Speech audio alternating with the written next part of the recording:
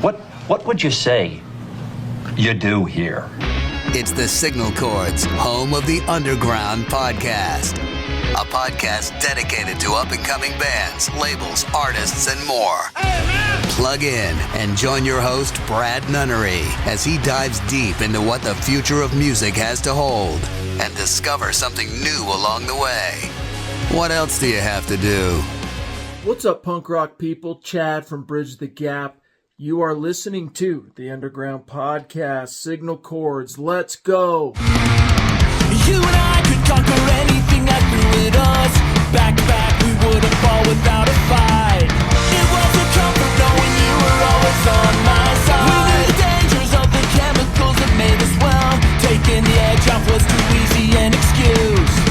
The worst came true. If I could, I'd follow you. There's too much left for me to do. I'll see you in my dreams. If I could get some sleep tonight. I'm tired and my mind's not right, and the pills still come with strings.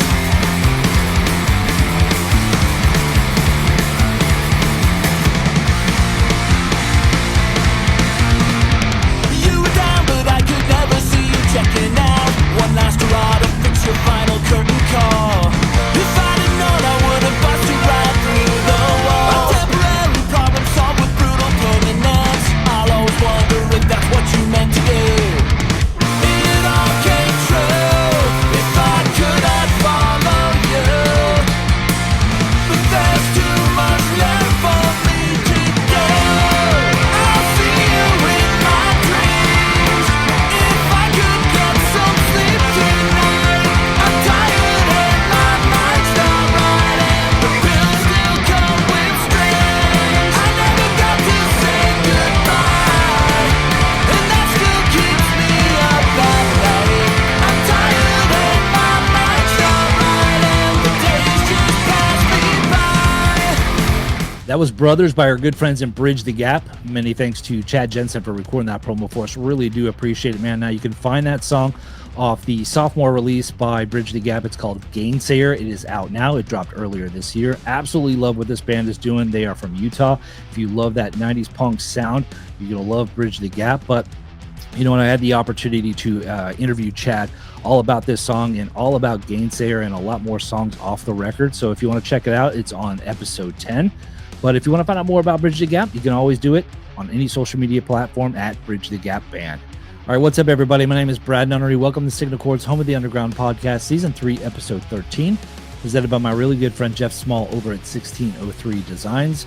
My guests tonight are Nick and Darren. They are from the band Fake News, a really killer punk rock band based out of Queensland, Australia, who just recently, a couple weeks ago, dropped a brand new record. It's called Dead Set.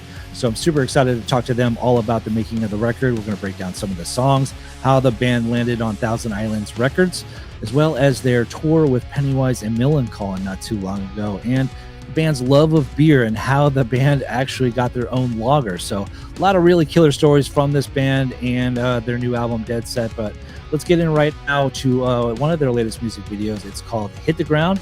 It's on Signal Chords, home of the Underground Podcast.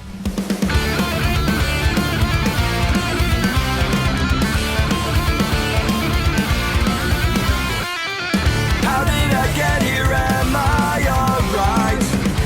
After everything, how did I survive? Am I running out of time? I feel I'm fighting for my life. I'm moving faster every day, just to keep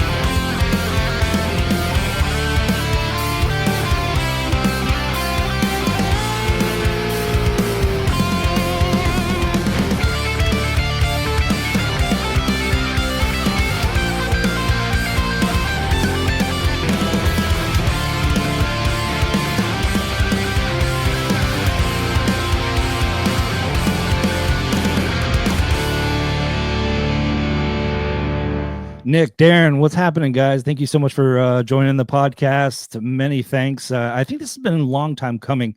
I've been following you guys ever since the pandemic around 2020. When you guys started first releasing music, I discovered you guys, well, at least according to Spotify, but I know that I've listened to you guys since 2020. How you guys doing? How's everything going in Australia right now? Good, man. Good, real good. Yeah, we're living the dream.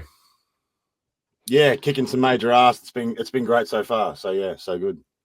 Yeah, so congratulations on the new album, Dead Set. I really love it. I've been waiting for this one for a while because you've released a couple EPs prior to this, and they've been really great too. And it's great that you're constantly putting out music since 2021 with Everyday Warrior and all that kind of stuff. And I actually thank you, Nick, for sending me this many moons ago.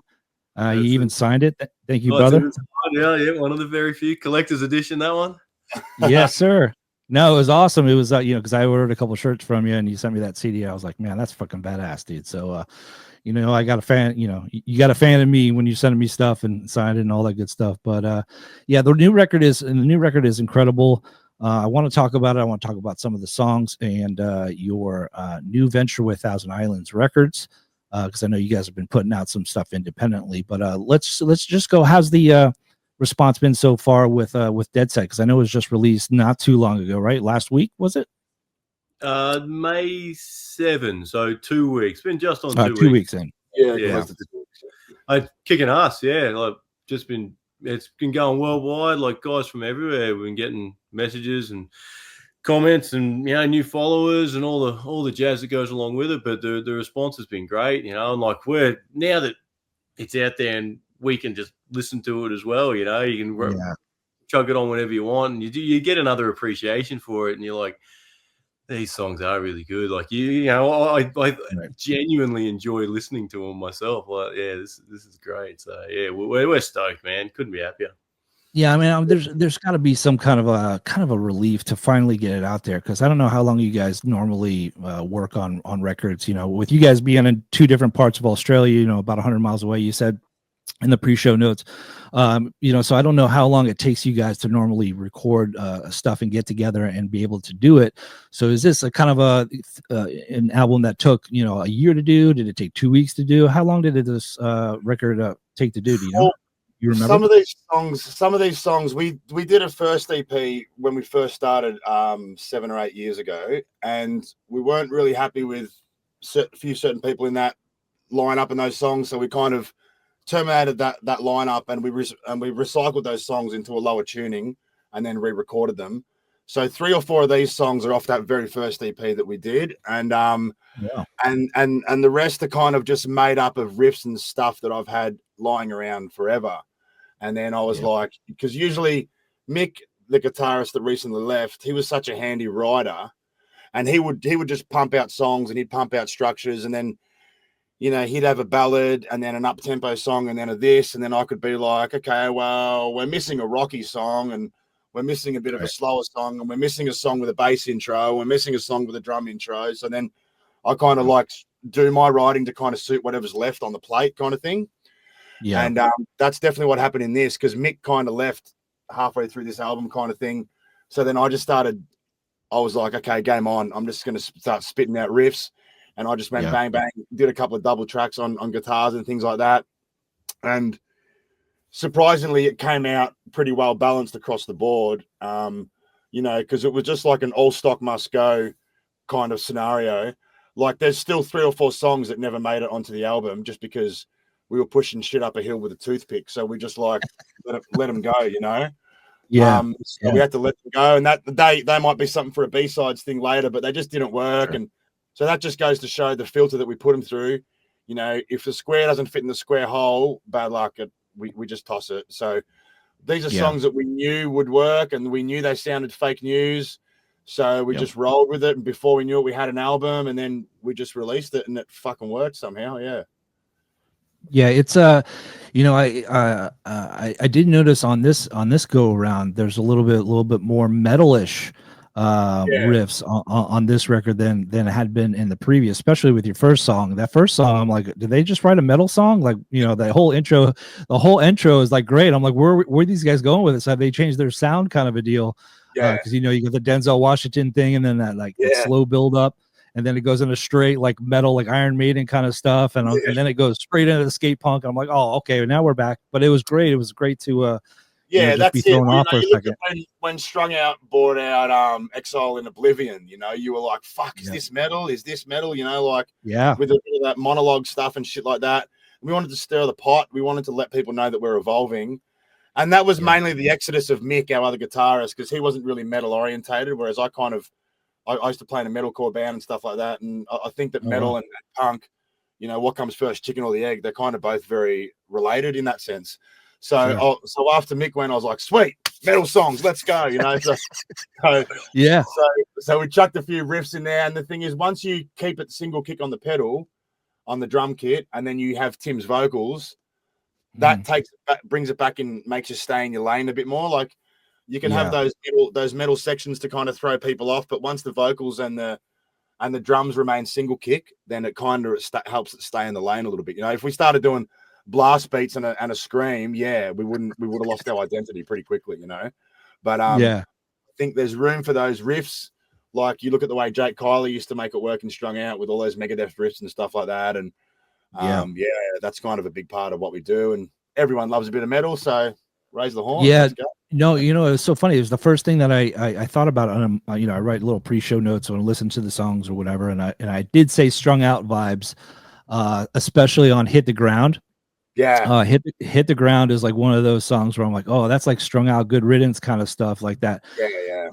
Those guitars are working, man, and job well done, because I definitely love that metal, like with Lagwagon, the older Lagwagon stuff. It was that metal, California kind of vibe to it, and it was refreshing to hear it from you guys, and I love it. I hope you guys do more of it. So good job. Man. We have to change it up. It's good to not be releasing the same stuff every time. You don't want to be one of those bands, you know what you're going to get. But and that's why when we're doing the track listing for this, we're like, oh, all right, what do we put first? And we've sort of thought, destination, we're going to throw people right off here. They're going to go, oh, what is it? Is this the same band? Like, it's like you say, as soon as that song's over, it's bang, skate punk straight up. A bit like AFI Sing the Sorrow, like when you heard the first song off that for the first time, you're like, what's going on here? This is so just a bit of anthemic epicness to kind of build the aura. And like you go listen to Zach Bryan and you're like, oh, every song sounds the same. Or you listen to Snoop Dogg for like an album, every song sounds the same. You listen to Dragon Force, you're like, oh, every song sounds the same. And you can easily say that about any genre or any bands, but we kind of don't want to have that. We want it to be a bit different throughout the song. Like I said, once you have the vocals there and stuff, it stays in your lane, but you can get a bit adventurous, so there's no rules, but there kind of is.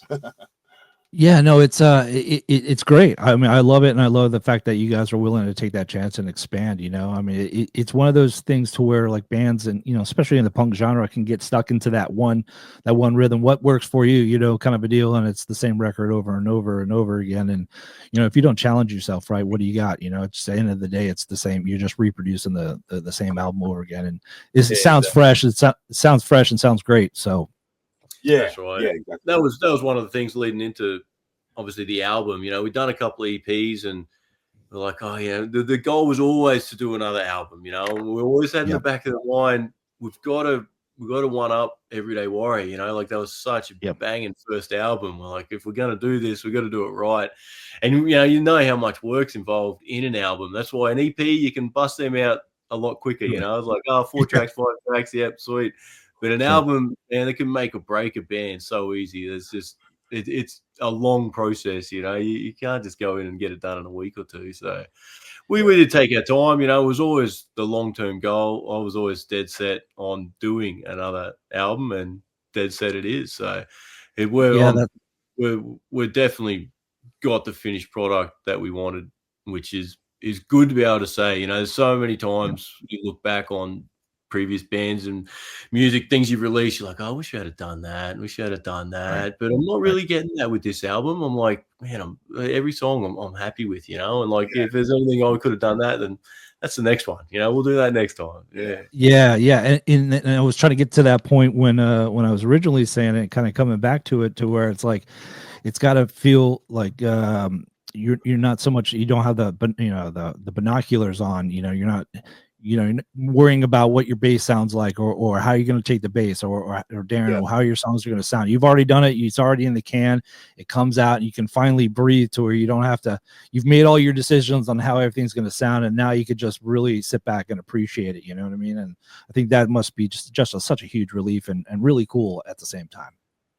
Yeah, definitely, man. 100%. It was definitely like that when we were putting this one together. There was no regrets, but I like with the master, I think I redid the master on some of these songs like 15, 20 times, because Destination had all those synths and stuff at the start. So that was kind of maxing out where we could take our master to.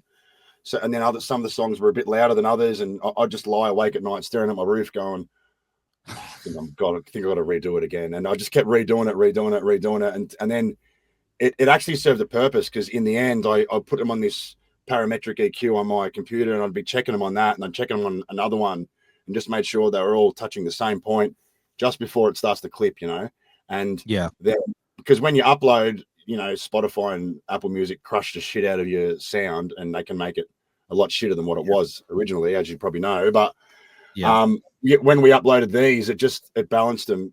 Like they were balanced before, but they're a lot more balanced than what I thought they would be. But yeah, we're really happy with the sound. You can turn it up loud, and it works. It's good, because you lose a lot of those frequencies that make your hair stand on end. If you notice in Spotify, they'll like play an ad, or one of those big platforms, they'll like play an ad, and the ad will be like really loud, and you're like, oh shit, turn it down, Yeah, but with this, I feel like enough of those frequencies came through for it to do its job and make some people get goosebumps and their hair stand on end and all that stuff. Yeah, I always wondered how different it sounds when you finally get done with it and you mastered it, and then you upload it to Apple or Spotify or any of that kind of stuff. And as an artist, and you listen to it, like you have to kind of going in with a thought saying, okay, well, they're going to dumb it down a little bit, so we got to make it to where it's okay for us to say, okay, because I don't know if they put some kind of compression on it or whatever they put on it, but have you ever made records and upload it and be like, man, this sounds like shit, I know we didn't record this like shit? Yeah, exactly. And in this case, to the defense of vinyl, the mix and that won't get crushed, because that was the way that was done. They don't crush the frequencies as much as what they do at a digital upload stage kind of thing. So I think the vinyl will come out good. I'm looking forward to get our hands on that in a couple of weeks from Thousand Island Records. So I'm excited too. I pre-ordered it myself, and I'm really looking forward to it. Now, speaking of Thousand Islands Records, let's talk about how you guys got connected with them, and why you chose to go with them and help them or have them help you put out the record. Yeah, they we kind of been in chats with Vince from Darkest Days, and now his new project is called Nick, where we drop it first. That's right. I've been listening to that so much, man. I've had it on repeat. I was listening to it yesterday, actually. Yeah, it's fucking sick. And Vince is a legend. And Vince reached out to me when we did Take Me Away. He's like, man, let me know what's going on. We're keen. I'm like, okay. And then they were and they weren't, and then we went back and forth for a while, and then we finally got the deal done on this album. And it's been really good relationship. Bruno's been an absolute legend to deal with, and they're just good lads doing good things, and they're a great label, man. They got so many sick bands that I listen to regularly on there.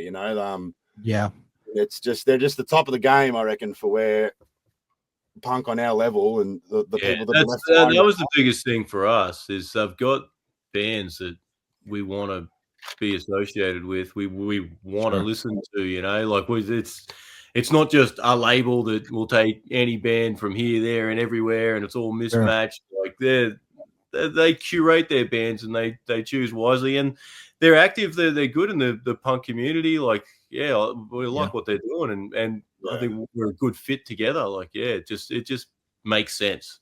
Yeah, well, you guys didn't make it around this time, but they just had Pooza Fest up there that I know Thousand Islands definitely sponsors up there, and I know the Humanity, who's under the umbrella of Thousand Islands, is they just played it, who I just interviewed a couple bands ago. They're doing they they do have a lot of great bands under that label. Downstater from Canada, a lot of really killer bands that are coming off that label. Go ahead, Darren. Bring on the Storm from Montreal, is it? Bring on the Storm from Montreal. You know them? Yes. Yep. I've heard of them, but I haven't heard actually the record. Yeah, they're good. They fucking rip, man. They rip so hard. That's it. Bring on the Storm. Yeah. And that Downstater, man, that last album they did was fucking epic. That's God. so good. Oh, man, this album, that was one of my favorite albums. I'll listen to this album on the regular.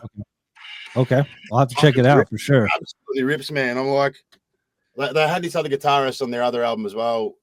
He shredded, but the new guy's good and their new stuff's great. And I listen to it fucking, man, every couple of days. Like the bands that Thousand Island have, you're just like, fuck, how these bands are not bigger, you know what I mean? They're all just fucking sick. Their roster is just stacked with absolute legends, and we're so stoked to be on it.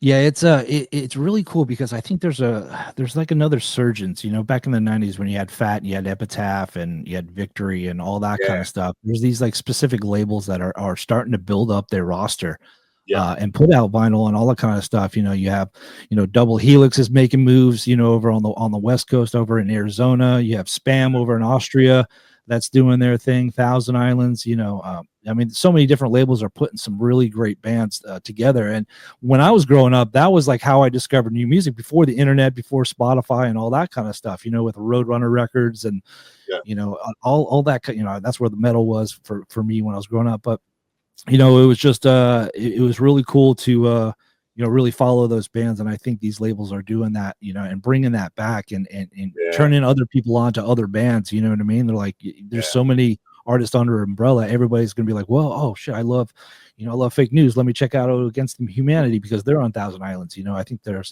I think that was dead for a while, but I think now it's back in full force. I don't know. Yeah, that's just the way I'm seeing it right now. Definitely. Yeah. Like, man, Fat Record samplers, Punkaramas, like, you'd be like, oh, if this band's on Fat, they got to be good. Or what? Like every band that was on Fat was going to be up that style. And you'd find so many good bands that way. And compilations just don't exist anymore. I still love them.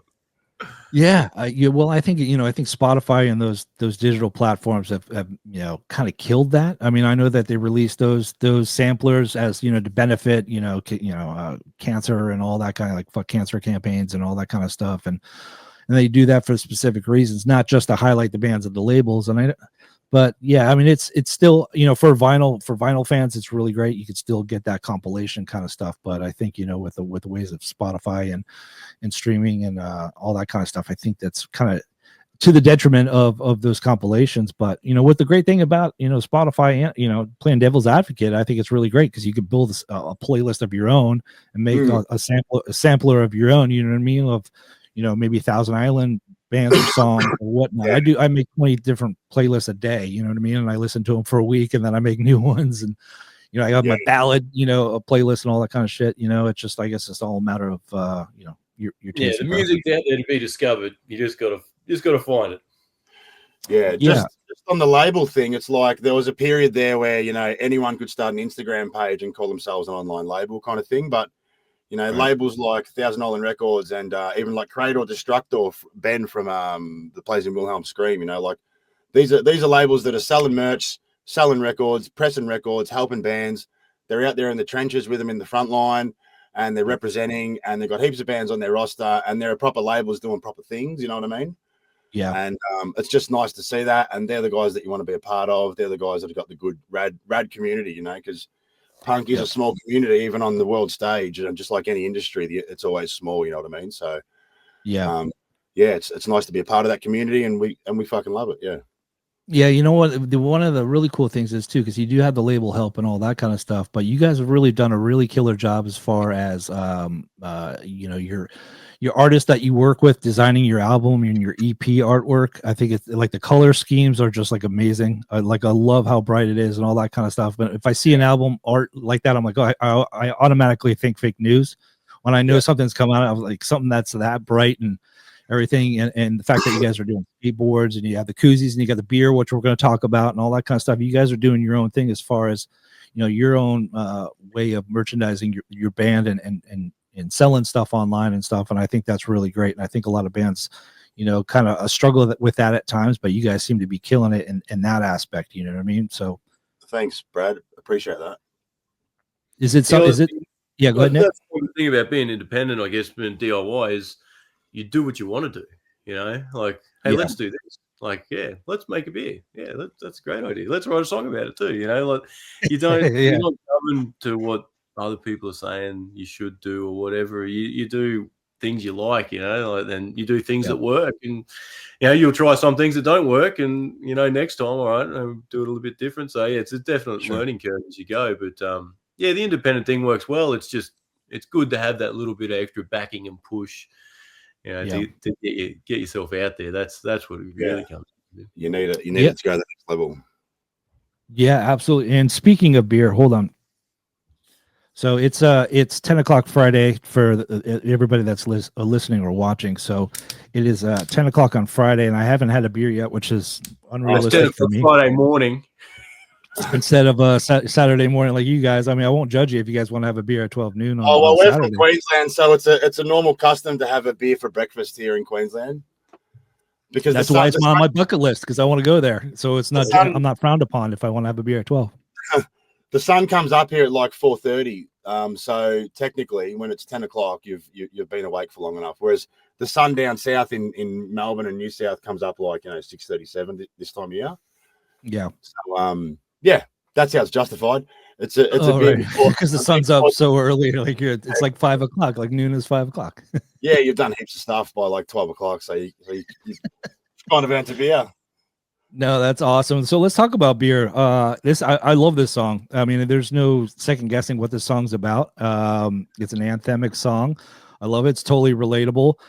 It's going to be the hit of the summer here in the States, because I know it's going into winter for you guys, but I think it's one of the most catchiest songs off the record. Let's talk about beer, and let's talk about your partnership with what is it, Black Flag Brewing? I'm sorry. Brewery, yeah. That is the beer. And look, Darren, this one is unopened. Wow.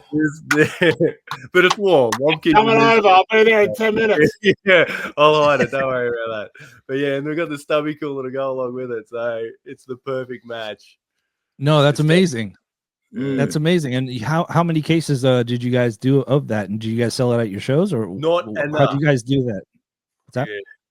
So Black Flag made it for us, but yeah, they did about 100 cases, because we played the festival at the brewery with Body Jar, and nice. yeah, we've been peppering them for a while about this. Let's do a beer, and and then we wrote the song for it as well to really help get it over the line. I think once they heard the song, oh shit, these dudes are really serious about this. We better make a fucking beer for them. Yeah, look, I'm not going to sugarcoat it, but they sent us the can design maybe a year or two ago, and we'll meet up with them. It was like, come on, you keen? Oh, yeah, we're keen. And didn't hear anything back. Went replying to emails, and I said, fuck this. We're going to write a fucking song about beer. Pour me a beer, and everything's alright. Pour me a beer, and we will drink all night. Pour me a beer, just line us off a few. Pour me a beer, and I'm drinking here with you. It's 1:30 on a Friday afternoon. I'm working hard, but it's over soon. I got a thirst, I know I can't tonight. I need a drink and I'll be fine. Let's pack it up and I'll see you at the pub. Let's get around, let's get a jug over and again. Pour me a beer, and everything's alright. Pour me a beer, and I'll get in a fight. Pour me a beer, or line us off a few. Pour me a beer, I'm drinking it with you. I've written the most shittest fucking simplest song ever. Like, listen to like a lot of songs that were about beer, and I was like, Tim, let's make this about beer. And Tim's like, fuck yeah. And then Tim writes sick lyrics to it, and then we kind of brought the chorus forward, and I was like, bang, we're on. And I got it mixed mastered, and I fucked around with mixed master on that for like 6 times as well. I used this new guy, and wasn't as good as I was hoping, and then we had to get it redone off another guy. And then the second I nailed it, I was like, that's it, done. Sent it to him. I said, hey mate, we've written a song about beer. What's going on with this beer can? And he just wrote back. He just wrote back, I'll call you tomorrow, dude. The song is sick. I was like, all right, let's go. So then he kind of admitted to 72 slabs, and then just kind of let us drink as much as what we wanted of it. And then like we had friends and family that bought, you know, a bunch of beer, and like friends like interstate. Like I got family in Melbourne. They all bought like 2 slabs each and stuff like that. And then they kind of put up as sold out. So it would have been nice to do some more, and we won't rule out maybe doing more in the future. But it was such a fun thing to do for us. It was like, and we shot the video clip at the brewery. That was a great day. They basically gave us the keys to the brewery and said, "There you go." Oh, did they? Yeah. Yeah, and there's such we were in dudes, just like 5 or 6 dudes that just love drinking beer and just love hanging out, and they all work full-time jobs as well. You know, they're just workaholics. They bust their ass. They got a brand, and it's a cool local community thing that everyone wants to be a part of. They put on bitchin' fucking gigs at their compound in Coolum, wherever the fuck it is. Coolum, yeah. Yep. Yeah, so it's just a good part of the world, man. And there's a lot of people there that like alternative and listen to music, you know, that alternative style grunge and punk, and a lot of dudes come from there that surf and play guitar. It's like a surfy kind of town, and it's just fucking rad vibe. That festival we played at the brewery there last year, it's got to be up there in the top 3 shows. Oh, it was awesome. Just the vibe of it, really? The feel of it. It was just so chill, so lax. Everyone was cool. Everyone was having fun. It was good turnout. It was good bands. It had it all. Like it's such a good recipe they got going there. So they should be doing that again for sure. But they're onto something.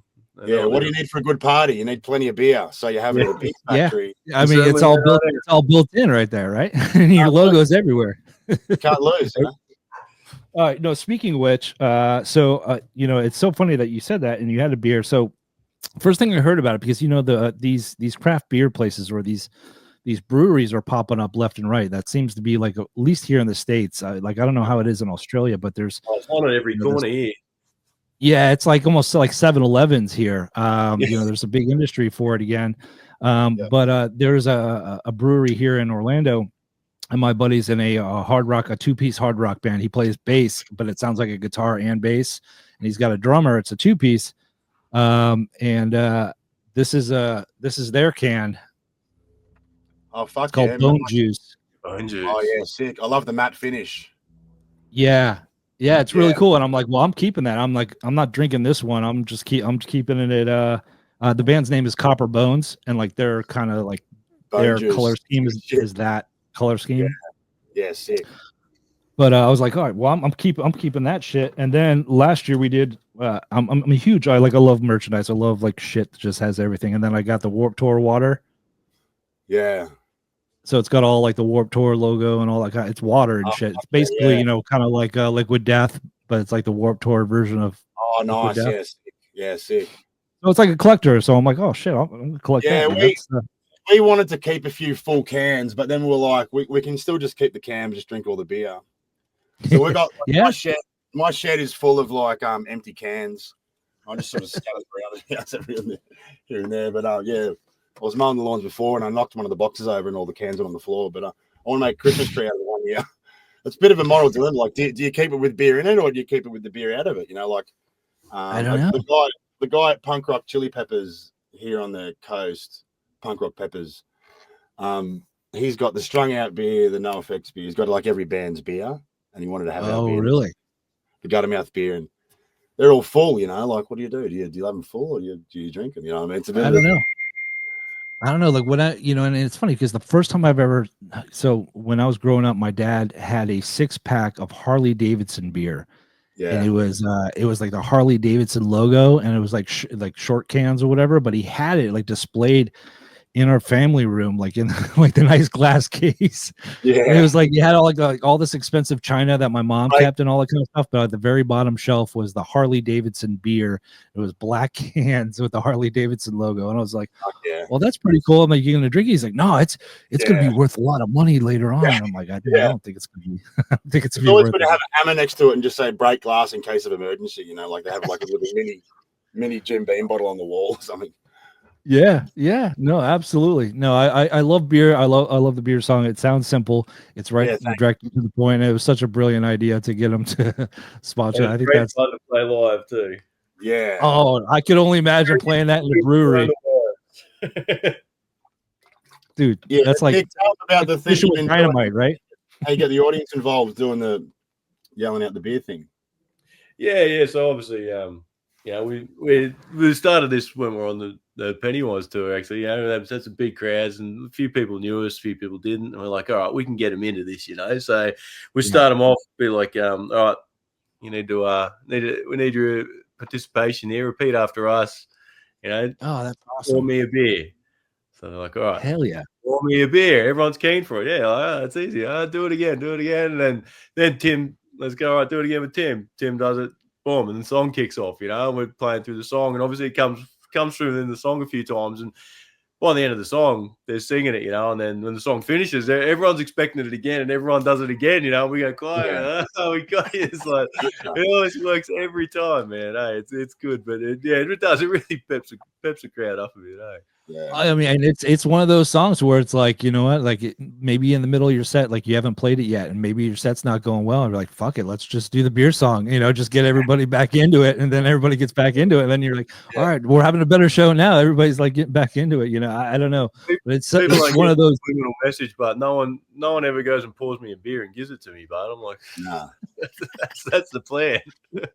No, you got to add that into your set, man. That dialogue, you know what I mean? yeah, Yeah, it just goes off. All right, so let's talk. Speaking of Pennywise and the tour, how did you guys get hooked up with Pennywise and Millencolin? And was it's a triple question or a double question, should I say? I might have additional questions, but so you guys played. I think it was in February with Pennywise and Millencolin on the Australian tour. It was probably like 10 or 12 dates. How'd that go, number one? And how did that come about? And I guess it is a triple question. And have you played with those bands before? So yeah, we have played with Pennywise before. Yeah, last time they finally came out before, we did a couple of shows with them then. But this was next level, getting the whole Australian tour. We never really expected that, like we'll put in for a Brizzy show or a Gold Coast show or the Sunny Coast show this time, and if you get one of them, you're like, yeah, awesome, and right. yeah, we just put it in with Destroy All Lines, the promoter for them, like those guys bring out most of the good bands out this way, and so we'd done some shows for them before, and yeah, it was like not even 2 weeks out from the show, like we're like, oh, we're not going to get it. It's someone else has got it, It's like 2 weeks to go, right. And next thing we get an email like, oh, I want to offer you the whole dates, blah blah blah. So it was 7 shows in 10 days, the whole tour, all the capital cities around the country and a couple others. And yeah, we're like, oh shit! Like we actually had band practice that night and put it to the boys. We're like, are we doing this, man? Like, because going to Perth, that's a long way, like. Really? Yeah. Because we had to provide all our own gear, all our own transport, all our own accommodation, like everything had to do ourselves. So it was all out of pocket for all of us, So and of course, time off work, 2 weeks off work, just slap it on the boss. Hey, you're gonna need 2 weeks off, Like, my boss was great about it because he just sort of knows there's no question I'm doing it, right? But, it just fell in, I guess, at the right time. Everyone was available for it. Everyone could do it financially, and again, it's just one of those things, though, Brad. If you can't drop what you're doing and make something like that work, then why we even bother playing music in the first place? That was just let's just fucking get out there. Can't say no to something like that. Like, it was a logistical nightmare because we had to go from where we're from, we had to go back down, then back up, then back down, then across, then back that way, then back that way, then back down, then back across to get our car, then back to up. Like it was a nightmare thing, but we were just like, look, let's just let's just say yes and work the rest out later. And we fucking or Nick just started booking shit. He's like, I booked this, I booked that, got to book flights from here to here, got the car sorted. We're like, fucking, and it was like, and then we had to borrow cabs and shit everywhere as well. So we had to get, once we drove into a city, we had to hit up whoever our cab and drum kit borrowing person was. and then meet up with them, and hopefully they weren't too far away from the gig and the venue. And the hopefully they weren't a piece of shit. Yeah, Like you didn't know what you were getting, some of it, eh? yeah. But we did it. It was fucking awesome. We pulled it Yes. off. It went well, and we're waiting for the next one.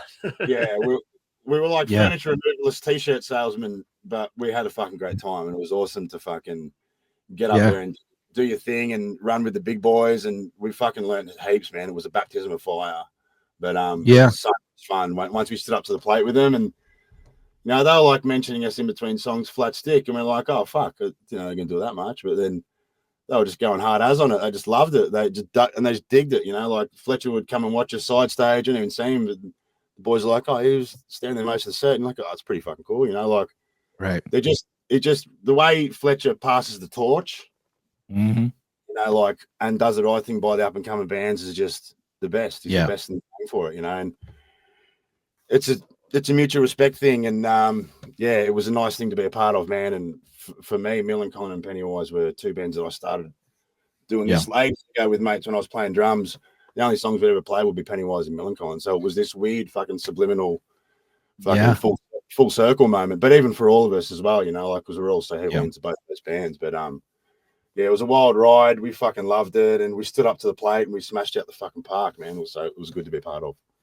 That's so awesome. And now, was there any like nerves as far as like when you guys first went up there and, you know, like, holy shit, you know, like, I kind of looked at each other like, well, don't fuck up your shit, you know, don't fuck up your thing that went on. But because as we watched for the big dogs, you know, there's like it's just like a musical show, that like a pantomime, like a scripted thing that kind of rolls out kind of thing, you know. It's the same gig every show just because it's easy to remember and stuff. So we started doing things like what Nick's saying on that beer song. That's where that kind of evolved from, with some crowd involvement and just doing some funny, cool shit in between the songs. There's no kind of dead air and capping on certain things and you know. So we just, like, our stagecraft and shit just got quick, really quick. Just got good really quick, you know. So that was probably the best thing to what's happened. Like, by the end of it, we're like, fuck yeah, we got our iron. Let's do it. It's over, you know. So kind of we carry that experience now into the next thing, and we build on that again, and then we go from there.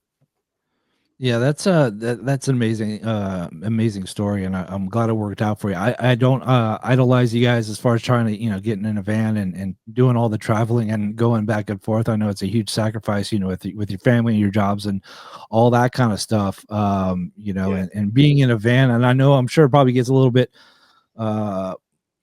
more, I guess, more you know, getting older and being cramped in a van with a whole bunch of, you know, with all your amps and all that kind of stuff. You know, when you're younger, you don't think about it, but when you're older, you're like, God damn, I got to be in the van for like another, you know, 7 hours or 8 hours or whatever it is.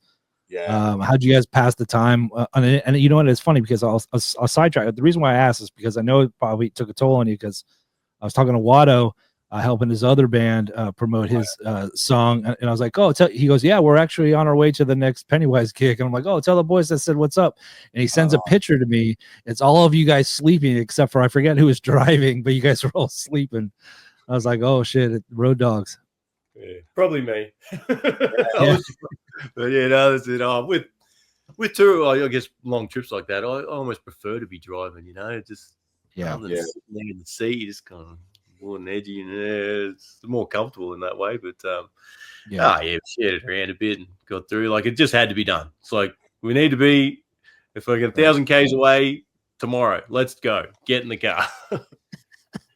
But we kind of made it fun. We stopped at like some cool spots on the way through, because with the tour there was like a night. There was always a night, I think 2 nights break in between most of the shows, except a couple. Mm-hmm. So we kind of had a day layover to kind of let our hair down, or you know, just chill out, have a quiet one, or So we stopped at a few random country towns on the way that we wouldn't usually stop at, you know. So it was nice. It was real good.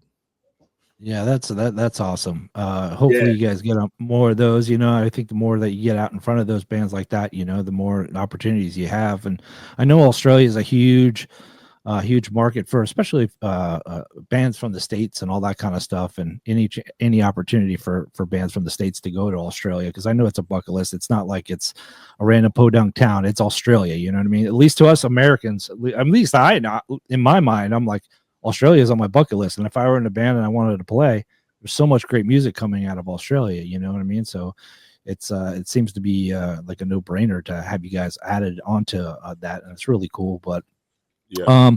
I want to get into we talked a little bit about Hit the Ground. Let's talk about the song and how it came about, because like I said, it had strung out vibes, it had some good riddance vibes, guitar heavy, and I love the rhythm change towards the end of the song or the middle of the song. It's like real fast and you know, and heavy, and then it breaks down and the tempo kind of changes, and then it just you know, it has that, it's not really of a breakdown, but it's just a change of pace, you know, in that song. And I really love how that song is able to breathe. Could you walk me through it, Nick and Darren, on the thought process on the writing on that song?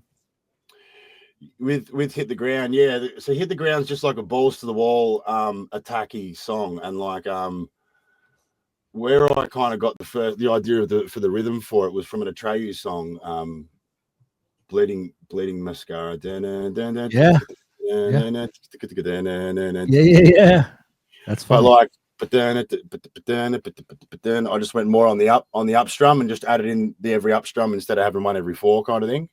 And then I just changed the progression, and then like I put everything in E, like E, C, and D, like all my songs are in E, C, and D. 3 chords and the truth, you know, that's it. And then just change the rhythm up and just have it at the right tempo and just get it zinging. And then you got all those lead parts there that are just hammering and, you know, fucking around, cock wanking and stuff. But it's good stuff to play. It's fun stuff to play. It's high energy and fucking you can't beat it. It's just those attacky riffs that are. It's always it's just great on edge the whole time you play it, and then it's actually the most listened to song off the album, which is really strange because it's the second last song on the album. Normally it goes in order of like you'll see the numbers go down as the track list goes down, but Hit the Ground has been listened to more than any of the other songs on the album since the release, and you can kind of see why. I obviously did that video for it as well, which helps, but just even that, man, I'll lie in bed and I'll have that riff stuck in my head. Oh,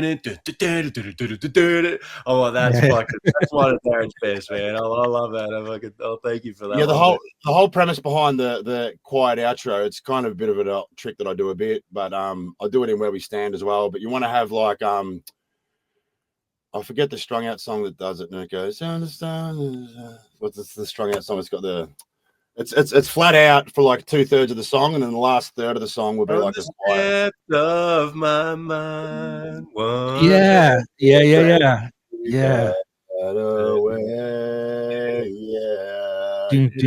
It's from the EP. The bass goes every day. Yeah. Yes. So that's like a bit of an old trick you do, where you just feed the audience with just all this mayhem and chaos, and they're just oh, fuck. And the longer you hold that for, it gives more essence to your break later on. When your break comes, it's in quarter time, or what I call half time. Then it just becomes like a big breath of fresh air with jingly guitars and big melody on the Vokes. But it's just nice. So epic outros.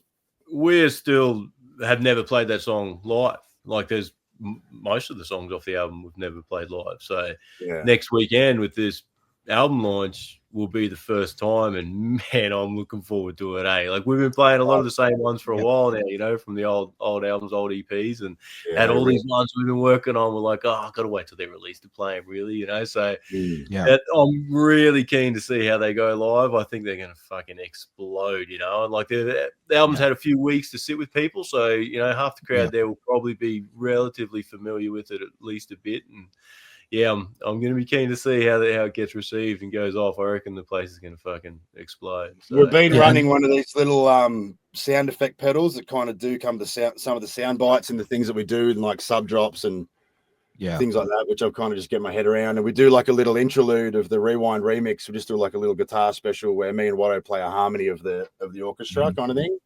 It goes for like a minute, and it's awesome because you got the pedal there and you press it and it comes through the massive PA and it sounds huge.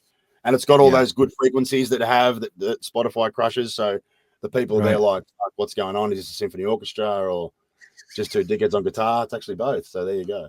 So so it's good fun to do, but mainly like the sub drops, man. When we played in Melbourne, that's when I first fired up this pedal, and I whacked this, and we're in this massive old tin shed, fits like 5,000 people. This old like industrial shed built like 100 years ago, and I pressed this pedal for the first time, and it was like 7.2 on the Richter scale, man. This whole roof It was like a sonic firestorm fucking explosion. It just the whole thing just rattled for like 10 seconds after. You just looked at each other like, what the fuck was that?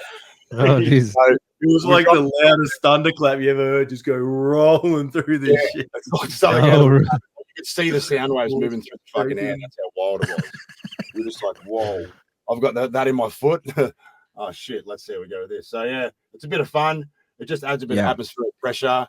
And when you get the sub, it just goes through your fucking soul, man. It goes woof. And you just see people get zapped in the crowd go dong and blown back. So it's a bit of fun that we add to the live show. You know, it's the future, so we've got to start using the technology and shit. So the old school sound and stuff's great, but you can add these little sneaky things that are all part of the production and all part of the live show as well. And it just it's got more purchase. Yeah, no, that's awesome. And your album launch show is on May 31st, which is what, Friday next week, or is this week coming up? Next Saturday. Yep. Next Saturday. Okay, yeah. So next it's Saturday. Today. Well, for us, it's Saturday. Yeah. On it's what's the name of the venue? The Maradut. The venue's called Solbarb, and then the suburb's called Maroochydore. So it's on the beach, beach on the Sunshine Coast. Yeah. Oh, it's sort of a happening little spot. It's a great little coastal town. Sort of like the main hub, I guess, out there. You got Judo Chop and Dead Heat and OK36. Shout out to Johnny and Andre from Judo Chop. I had those guys on a few podcasts ago, and he told me, I said, I actually messaged him on Instagram, Johnny, and I said, hey, any advice? I'm interviewing your boys in fake news. And he goes, watch out for Darren. I don't know why he told me that, but he told me to watch out for you. He said they're all good mates. So Johnny comes up here for his family holidays.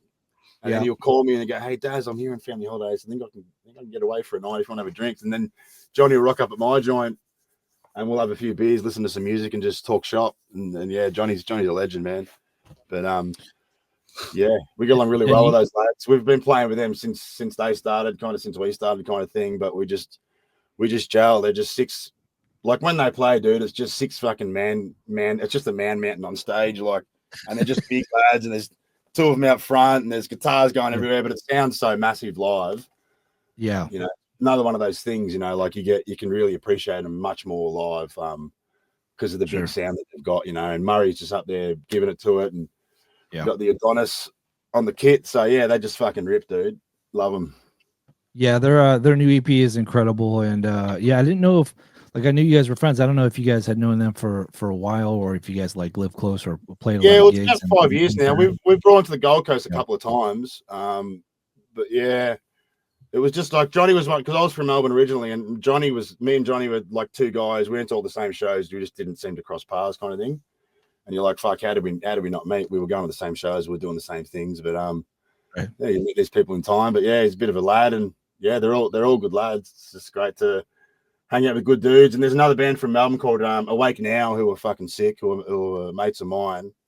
That's Johnny Bramwell, his real name is. Everyone calls him Johnny Bumhole, but he's a bit of a legend. But they're kind of getting back in the game now. But I used to go out for drinking at this bar like 15 years ago, and I used to see this Johnny guy there all the time from Awake Now, and I'd be like, oh, we've got to start a band. And so and I never really knew who he was. And then 10 years later, Fake News played support with him, and he went to get me. I was like, "Fuck, I've seen you somewhere before, dude."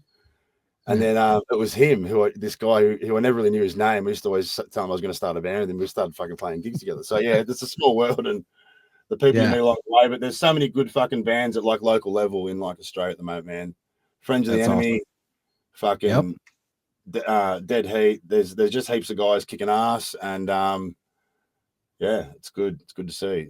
That's it. No, it's come back. We're fucking coming back.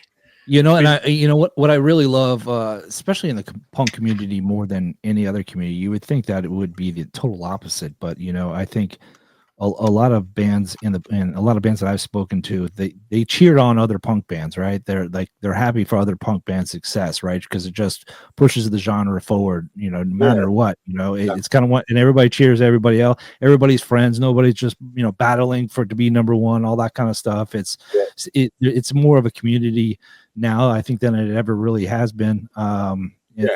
I could be wrong, but you guys could tell me. Especially on a world level, like every industry has got a small, like it's a small community, like even if it's worldwide, that's something that goes across borders and state lines and overseas. That's something that is the whole world. It's just, and the punk community does seem like that. Everyone kind of knows everyone's business a bit, and it's like Summer Bay. I guess hard to say, but it's like it's a cool little community. If something goes down, usually you find out about it pretty quick. But it's rad to be a part of, man.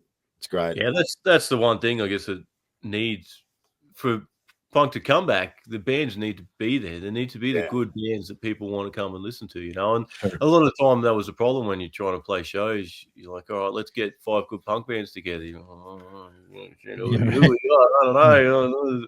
And now there seems to be more on offer, Like, man, I love going to shows. I love playing a show where there's a band there that's better than you or on your level, and you're like, fuck, we're going to show these guns up. Right? We're not going to play. And they play good, so like, yeah, we're going to play good. And then they, and then the winners out of it is the crowd, the audience, because they're getting to see all these bands play great. Like how many times you go to a show and there's 4 bands on, but you're only there to see one. It's just, and people avoid or people leave early or come late because they don't want to see the others. That's why we're in lineups where there's 4 good bands. Hey, you don't want to miss any of this stuff, man. Like that's where you really start to generate that scene again. Even the kids that are opening for us at Soul Bar next week, they're called OK36. They're just a tight pop punk band, man. Really good, really clean. They're all in their early 20s, and I reckon they've got a great sound, man. Like they're it's just you just got to stick at it, I suppose, and just do your time behind the wheel and show up experience. enough. You just got to get out there and do it, and eventually you're just climbing the levels and doing, earning your keep kind of a deal and learning from those experiences. But that's really cool. All right, so let's talk about actually I want to talk about a couple of songs, but one song in depth. But before we cover Southbound, I want to talk about why you decided to cover, and it's a great cover, but Fortunate Son by Creedence Clearwater Revival. I was like, I know this song. What the hell is this song? I love the song. I love the cover of it. So talk me through how you guys decided to cover the song and put it on the album. So, like, I don't know, man. To be honest, I just kind of, Fortunate Son's been one of those songs I've always just played in bands as like a bit of a warm-up song and shit like that as a thing. And I just kind of did a version of it, and we just kind of did it for shits and gigs, and then it came out pretty good.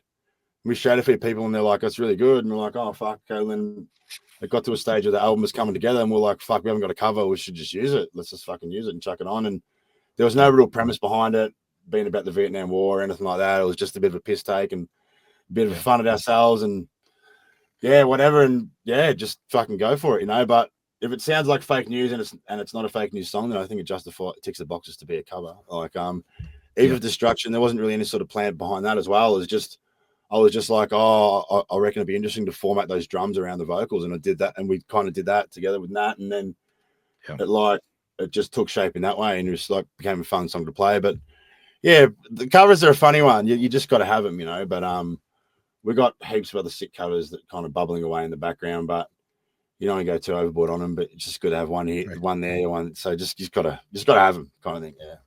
Yeah, no, absolutely. No, I love it. It was a surprise because actually, I hadn't heard it till I think last week is when I first heard it. I finally got to towards the end of the record, and I was like, "Oh shit, what the hell?"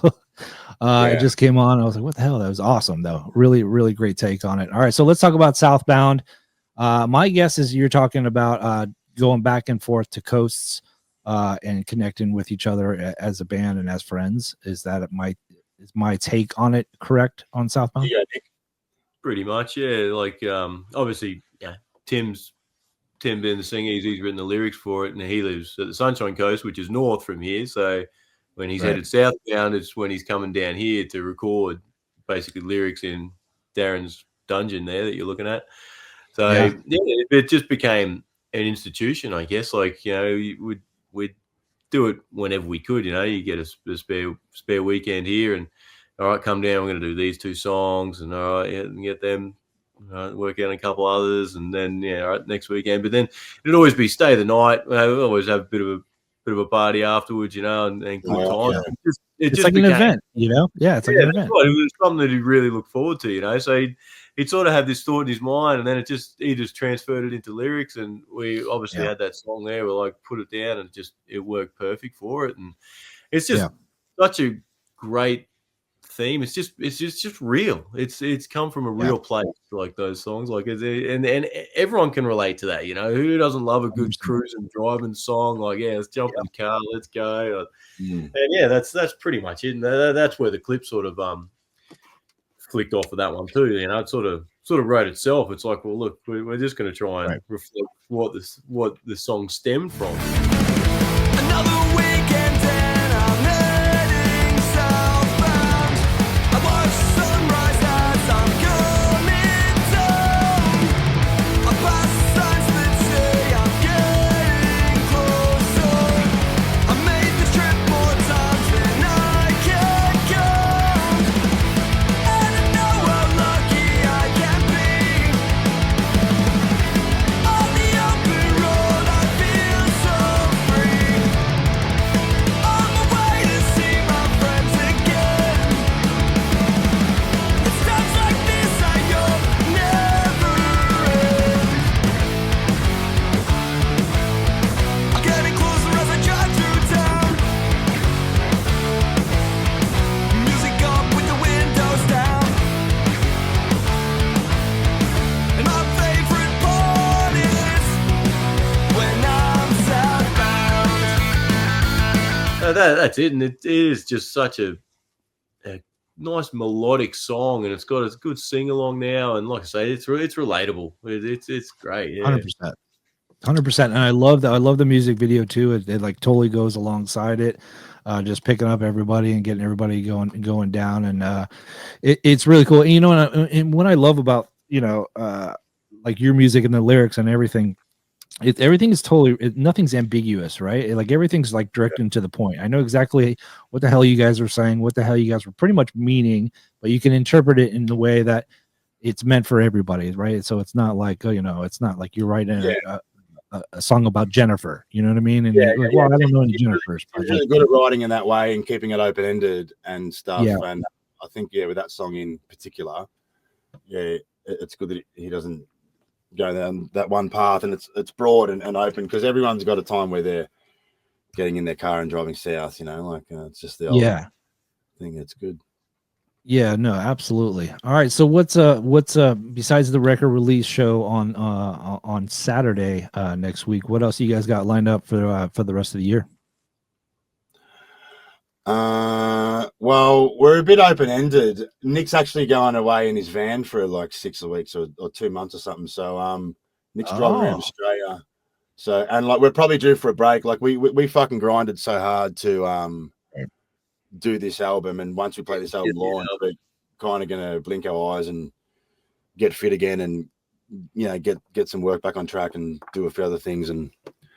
But yeah, we got things that we're cooking on. I don't know. We got to look at maybe doing a tour exchange program with a European band who we can't really name just yet, but that's kind of working the works. But man, if we can get onto some sort of good festival or something in Canada, that'd be ace. And then we kind of go over and make a little tour of it, and maybe do the States, a couple of shows on the way back or something. That'd be the ultimate step really next for us. Hopefully, fingers crossed, in the next 12 months.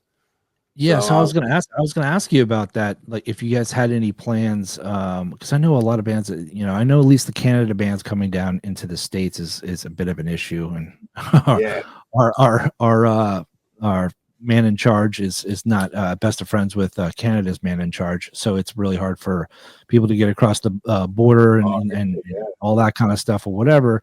And it's a big cost for bands to bring all their gear and all that kind of stuff and getting the time to come over. So not a lot of bands are able to, travel to different countries. What is your kind of outlook as far as wanting to play and thinking about playing? I know you said you wanted to play the States and play Canada, so that's in the future for you guys.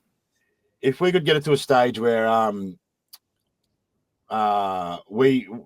a band comes over here, we supply the van and the back line and the amps and stuff, and we take them with us, and then that becomes a return thing where we do it and we go overseas and do it somewhere. And hopefully the overseas trip works in with something big like a punk rock bowling on the side stage or something like that, or something big on to work in with it, you know. That's because then it's really worth us going over. Like, yeah, we can go over and do a small tour. We probably will, but ideally you want to do it with some sort of big one there, and then side shows off the side on your way or whatever. But yeah, that's the plan in the next 12 months. If we can get something like that done, we'd be pretty chuffed. Awesome. Well, I'm going to be eagerly awaiting any dates here in the States. So definitely keep me posted. Where can people get the new record and some fake news merch? Where can people go to find it online and all that good jazz? Yeah, so everything's website www.fakenewspunk.com.au. So that's everything's listed there. We've got a full merch store there. You know, we've got shirts and skate decks. You know, the vinyl should be here in the next week or two, but it can be pre-ordered. Obviously, with the States and Europe and that, Thousand Island Records are handling distribution over that way. We're sort of handling distribution in Australia for the vinyl. But that's pretty much where everything sort of stems from. Like anything you need to find, you can get in contact with us there. Either that or through the socials, you know, like we're always hanging about on there, trying to annoy people, fill up their feed, and give them a laugh at the same time. Maybe hear some good music. No, I saw Darren's ass one time scrolling through, and I was like, we got a notice about going against Facebook's community guidelines for that one. You got that? That was a black mark in our book, so there's no more of Darren's ass. Yeah, rules are made to be broken, but you know, that's the in thing everyone's doing these days. They're flashing their ass all over the place, so you know. I mean, if chicks can do it, guys can do it. What, you know, I mean, Jesus Christ. If you got it, flaunt it, you know, it's a good ass too. Well, Darren, Nick, thank you so much for joining the podcast. Really do appreciate it, guys. Best of luck to you with this new record and your show coming up this week. And Nick, your big trip up north, and Darren with everything that you're doing. Really appreciate it. What did you say, Nick? I said I can't wait. So it's going. I don't know if you're going to Cape York. So I'm not sure if you know what that is. If you heard of it. No, what is that? It's basically you drive to the arse end of the world and you keep driving a bit further. Well, the arse end. Oh, do you? Yeah. So it's the northernmost point of Australia. So it's right at the top of Queensland. Okay. Very hot, very remote. Like not really roads there. It's just sand tracks. You know, crocodiles and shit everywhere. You can't go swimming, but it's fucking 35 degrees every day. And really? It's just it's a bit of it's definitely a bucket list thing here in Oz. Like, it's sort of been getting the cruiser ready for it and making sure the 4-wheel drive's gonna make the trip. Right. So it's gonna change be oil and all that good jazz. Oh yeah, that and everything else. So there's a lot more of that. So, but that's 6 weeks on the road, and they head off for that in a few weeks' time. So that would be very good, nice. Man. Get out of town, just fucking. Yeah, you got to do it, man. Man, that'll be so good. Just go where no one else is. Yeah, you need that breakaway. My therapy, I'm about an hour away from the beach, and you know, I'll take a day off of work and I'll just go to the beach and I'll just park my truck on there and just chill, drink a couple beers, and that's like my therapy, you know. And you got to get out of town every once in a while when it's getting thick. You know what I mean? I'm taking the whole family, you know, with and a couple other families in tow. So yeah, nice. We're looking forward. It's been in plan for quite a while. So yeah, leave this ugly bastard behind. Hopefully I won't have to talk to him for 6 weeks. That'd be nice. But, I'm sure he'll annoy me in some way. Yeah, no way. Yeah, we're out of reception, mate. Sorry, no reception. How do I use the website, Nicholas? Yeah. Yeah, who's gonna be in charge of the socials when you're gone for 6 weeks? Yeah, I know. I don't do much on the socials. That's not really my bag. Not a huge fan of that. I look after other things, but yeah, I oversee. I just make sure he's doing his job properly. Make sure he's doing his job. Yeah. Fuck off, you do. We have a good time. We have a good time, man. We enjoy what we do.